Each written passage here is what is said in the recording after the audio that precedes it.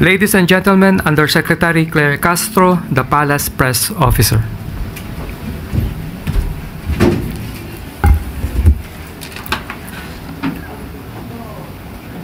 Magandang araw, Malacanang Press Corps. No one is left behind. Walang mag-aaral ang maiiwan kahit na may pinagdaan ng krisis o sakuna. Isang araw bago magbukas ang pasukan, tinupok ng sunog ang ilang bahagi ng San Francisco High School sa Bago Bantay, Quezon City. Ang isang classroom na nasira ay isa ng malaking kawalan. Binisita ni Pangulong Ferdinand R. Marcos Jr. kasama si Education Secretary Sani Angara ang nasabing eskwelahan para personal na makita ang laki ng pinsala na dulot ng sunog. Ayon sa Pangulo, hindi pababayaan ang mga estudyante, mga guro at staff ng paaralan. Sisiguraduhin na magsimula kaagad ang clearing at rehabilitation ng eskwelahan para hindi maantala ang pag-aaral ng mga bata. Inutusan ng Pangulo ang DepEd na makipagtulungan sa Quezon City LGU at ibang ahensya ng gobyerno para mapabilis ang pagtugon sa immediate needs ng mga taga San Francisco High School. Inatasan din ni Pangulong Marcos Jr. ang DPWH at DILG upang agarang tapusin ang assessment ng mga nasira at bibilisan din ang pag-repair sa mga nasunog na parte ng eskwelahan at tatanggalin ang mga nagkalat na debris. Gagamitin naman ang Quick Response Fund upang mas mapaigi pa ang mga repairs ng mga pasilidad ng nasabing building. Binigyan diin ng Pangulo na gawing prioridad ang kanyang direktiba. Siguruhin na hindi maapektuhan ang pag-aaral ng mga estudyante habang inaayos ang gusali at tiyakin na magsimula ang building rehabilitation sa lalong madaling panahon. Sa ngayon, napag-alamang nasa 3 million ang halaga ng pinsala na inabot ng 8 instructional classrooms at 12 ancillary rooms gaya ng library at faculty room. Nasa 640 students at 47 teachers naman ang naapektuhan. Naging mabilis naman ang tugon ng mga kinauukulan at na-relocate na ang mga apektadong klase sa ibang building. Nakapag-deliver na rin ng 600 armchairs, 7 orbit fans at drinking water dispensers para sa mga estudyante at teaching staff. Bukod dito ay nakapag-release na ng pondo para sa clean-up, clearing operations at immediate minor repairs ng gusali. Tumulong din ang Quezon City Government Engineering Office sa pag-inspect ng structural integrity at paglilinis ng gusali. In the meantime, mukha namang nakapag-adjust ng yung ating school administration. Nakapag-adjust sila, hindi sila nag-suspend ng klase, nagkalipat-lipat lang. So now, we must look to reconstruction itong nasira. Kaya siguro we have to look at the other schools also. Natiyakin na at the very least, may magandang fuse box para hindi makapag-overload sa ating electrical system. But in the meantime, Public Works has already been, of course, I already instructed the Public Works na tignan nila and what will it take, how soon can we rebuild it. In a way, it's an opportunity for us to upgrade the building. It's unfortunate that it had to be the cause. It had to have happened because of a fire. We just continue to make sure that the children are able to attend class, that the teachers have what they want. Yung mga nasirang gamit, we will replace it. Maayos na edukasyon at ligtas na mga paaralan. Ilan lamang yan sa mga nais makita ni Pangulong Marcos Jr. sa pagbubukas ng pasukan ngayong 2025. Kaya binigyan ng direktiba ng Pangulo si PNP Chief General Nicolas Torre III na paghusayan ang mga paitingin ang police visibility sa palibot ng public at private schools sa buong bansa. Agar naman tumugon ang PNP Chief at nag-deploy ng mga pulis malapit sa mga school premises. Pinuntahan niya rin mismo ang ilang paaralan upang mapanatag ang mga guro, estudyante at mga magulang na manatiling ligtas ang lahat habang nasa eskwela. Nais ng Pangulo na masiguro ang mga magulang na safe and sound ang kanilang mga anak sa paaralan. maging ang mga teacher at iba pang school staff ay makakaasa sa masinsinang pagbabantay ng ating kapulisan dahil pinangako ni General Torre ang mabilis na responde ng mga kapulisan sa mga tawag nila. Maaari na kayong dumulog sa emergency hotline 911 para sa agarang saklolo. Dahil sa isang tawag, action agad. The police, isa lang ang iniisip ko, that people are safe. It's not sufficient that you are safe. You must feel safe. Even if the statistics are telling you crime rate is down, drug seizures are up, that's not enough. People should feel comfortable to walk in the night around their neighborhood, that they can send their child to the sari-sari store. Yun ang kailangan. As a matter of fact, very soon after he assumed the position of Chief PNP, we instigated already this new program of Cops on the Beat. That's the only way that people will feel safe.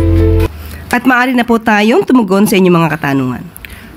Thank you, Yusek Claire. First question, Claire Pardilla, PTB4. Magandang umaga po, Yusek. Regarding pa rin po sa children's safety, what are PBBM's directives to the DPWH on flood control this rainy season? Sa DOST po at Pag-asa, ano po ang utos on strengthening early warning system at marching order po to ensure food security sa DA naman po? Thank you.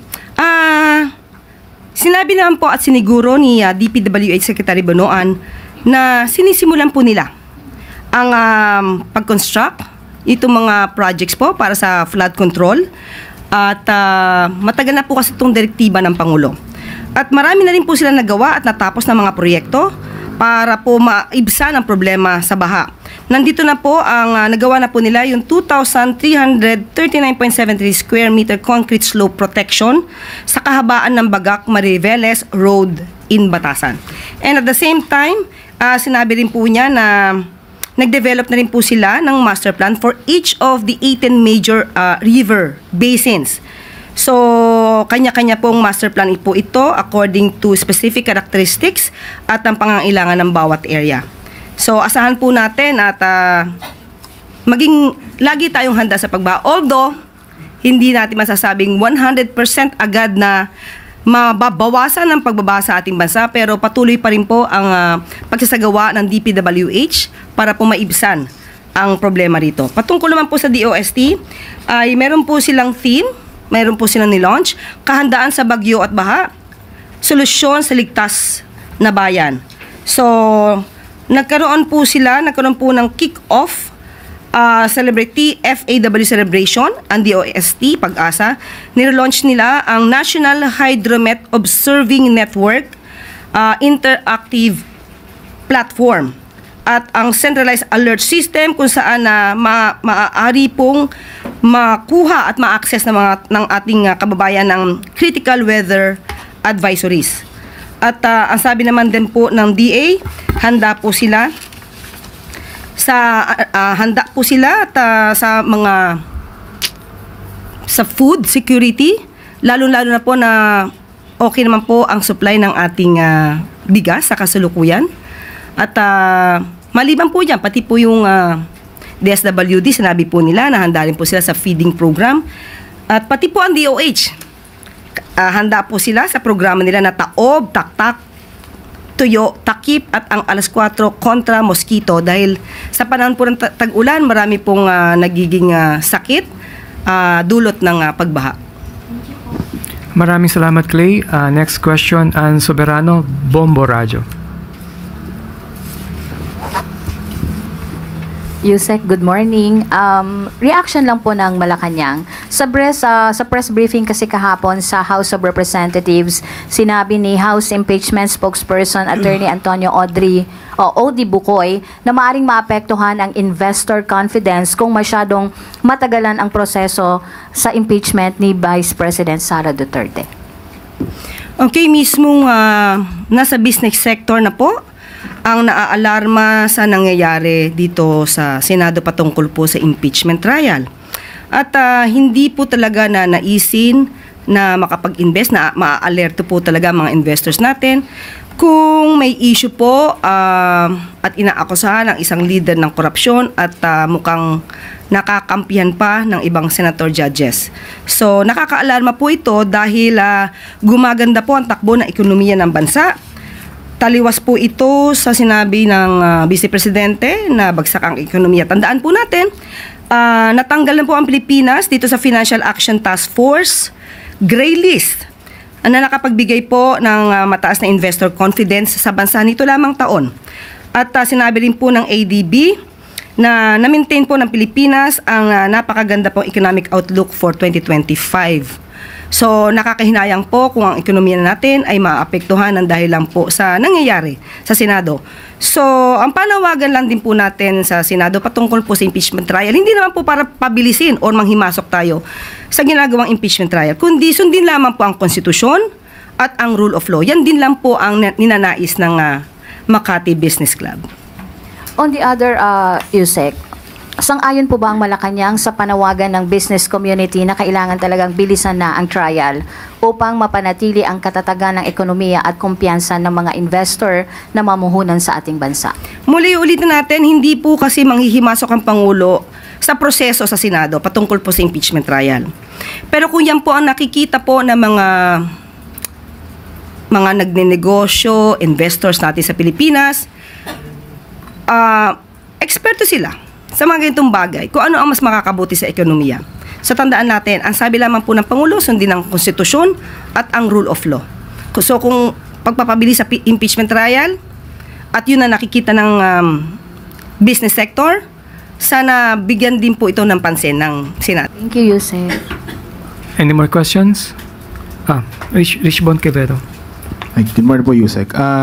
Balik lang po dun sa on the issue on the Middle East conflict. This Monday po, we had 18 OFWs that were repatriated from Dubai. They were supposed to go to Israel and Jordan for work. And they arrived po when the conflict intensified, like last Friday po, June 13. Is there a responsibility on the part po ba of, reaction lang po from the palace, is there a responsibility on the part of the Bureau of Immigration and the DMW and other related agencies na hindi na dapat sila pinatuloy as they were needed to be repatriated po since they were originally going to Israel and Jordan? Siguro po titignan natin ng masinsinan kung ano po ang nangyari dito dahil sabi nga po kanina ng Pangulo, yung repatriation po ay voluntary din po sa mga kababayan natin. So titignan po natin yung sitwasyon, may pagkukulang po ba ang Bureau of Immigration at napayagan at hindi po tayo agad-agad manghuhusga muna. Tignan po natin ang detalye. Thank you po, Yusek. Thank you, Richbon. Follow-up question, Maricel Halili, TV5. Yusek, magandang umaga. Any update po dun sa 17 local officials kung nakatawid na sila dun sa Jordan from Israel and kailan yung target na maibalik sila? Sa ngayon po, wala po akong update at maya-maya lamang po, tatry po natin makontak po si Secretary Kakdak kung ano pong pinaka-latest at ibibigay ko po sa inyo ang pinaka-detalye once na nakuha ko na po ang papel patungkol dito. Thank you, Mase. At bago tayo magtapos, kakulangan sa mga classrooms at iba pang aspeto sa sektor ng edukasyon, agarang aaksyonan. Sa isang podcast interview, ipinabatid ng Pangulo ang kanyang pagkagulat sa kasalukuyang estado ng edukasyon sa bansa. Ayon sa assessment na pinangungunahan ni Education Secretary Sani Angara, napag-alaman ang kabuuang extent ng kakulangan sa education sector. 160,000 classrooms ang kulang sa ating mga paaralan. Paano nangyari yon? Yan ang pagtatakang tanong ni Pangulong Marcos Jr. Kaya malaking katanungan kung ano talaga ang ginawa ng mga naunang namuno sa kagawaran. Malaki pa ang dapat punan upang mapaganda ang edukasyon sa bansa bilang hakbang. Binigyan ng direktiba ng Presidente ang DPWH na pabilisin ang pagpapagawa ng mga karagdagang classrooms. Sa usapin naman ng graduate readiness, inatasan ng Pangulo ang DepEd at iba pang sangay ng gobyerno na ayusin at pagbutihan pa ang K-12 curriculum. Ito'y para maihanda ang mga estudyante na graduate ng grade 12 kung sakaling nais nilang makapagtrabaho dito o sa ibang bansa. At dito na po nagtatapos ang ating press briefing ngayong araw. Magandang tanghali para sa bagong Pilipinas.